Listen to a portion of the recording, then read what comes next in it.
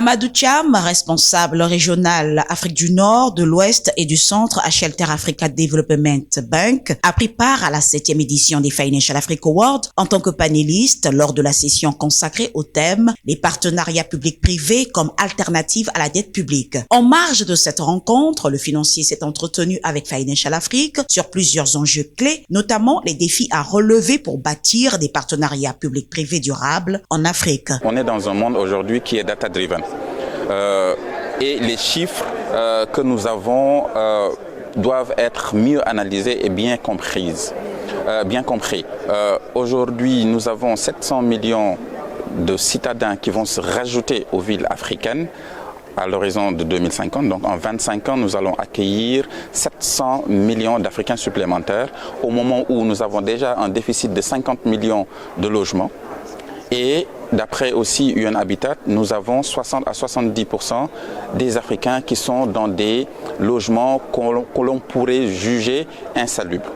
Donc il nous faudrait aujourd'hui faire en sorte que ces informations-là soient une opportunité économique. Et pour qu'elles soient une opportunité économique, il faudrait que le secteur privé, le secteur public et nous aussi, acteurs, acteurs du secteur, donc les DFIs, que nous puissions donner ces informations-là, analyser ces informations-là pour qu'on puisse capter facilement et intéresser des investisseurs d'ailleurs et aussi rassurer le secteur privé d'ici. Donc l'idée, c'est vraiment de réduire ce désert de données que nous avons au Sénégal parce que c'est ça qui va permettre de dérisquer les financements que nous pouvons mettre sur la table. Ces rapports doivent être plus fructueux et pour y arriver, il nous faudrait, nous Africains, nous banques de développement africaines, nous secteur privé, secteur public africain, donner le bon, on va dire, le bon narratif à ces personnes-là et pouvoir les rassurer. Leur dire que nous maîtrisons notre secteur, nous maîtrisons, donc, par exemple, nous, Shelter Afrique, nous maîtrisons très bien le secteur du logement.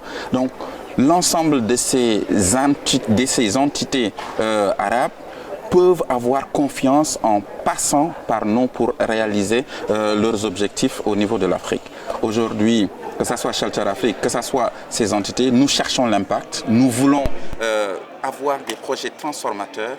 Le fait de travailler avec Shelter Afrique leur permettra de se dire que nous avons une bonne maîtrise du contexte local, nous avons une bonne maîtrise de ce qui marche au Sénégal, par exemple, ce qui marche au Gabon, ce qui marche dans les 44 pays que nous gérons. Et ça leur permet de ne pas avoir une multitude d'acteurs et d'avoir quelqu'un qui va les aider à syndiquer, à structurer et à déployer des fonds dont nous avons besoin. Donc, comme je le disais tout à l'heure, nous avons besoin de pas moins de 1200 milliards de dollars pour uniquement résorber le gap que nous avons, alors que nous savons que ce gap-là va continuer à se creuser si rien n'est fait. Pour renforcer la confiance, il faut que de plus en plus qu'il y ait une transparence des données. Donc, la première chose, c'est qu'un cadre fonctionnel et pertinent puisse être mis en place. Je salue à ce titre le rôle pivotal que la BAD est en train de jouer dans ce cadre-là. Nous avons assisté il y a de cela 10-15 jours avec notre CEO à ce cadre de concertation. Le fait que les institutions africaines et le monde arabe s'asseyent, discutent des réalités africaines, des priorités africaines, est déjà un premier point, et que ce cadre-là ne soit pas un cadre où on ne fait que démarrer des choses et ne pas avoir de suivi. Donc, ce cadre nous permettra d'avoir un suivi réel des engagements et de pouvoir corriger et avancer.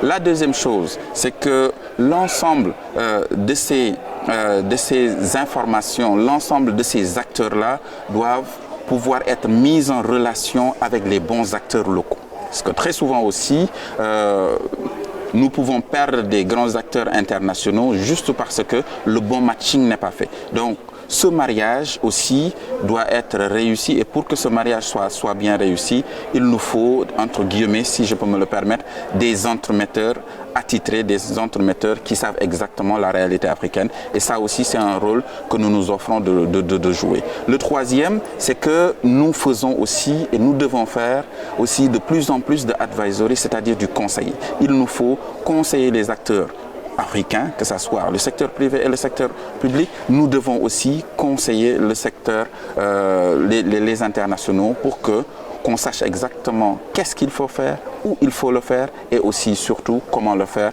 et les accompagner sur l'exécution, parce que l'exécution est tout aussi importante que les contrats et les poignées de main lors des signatures.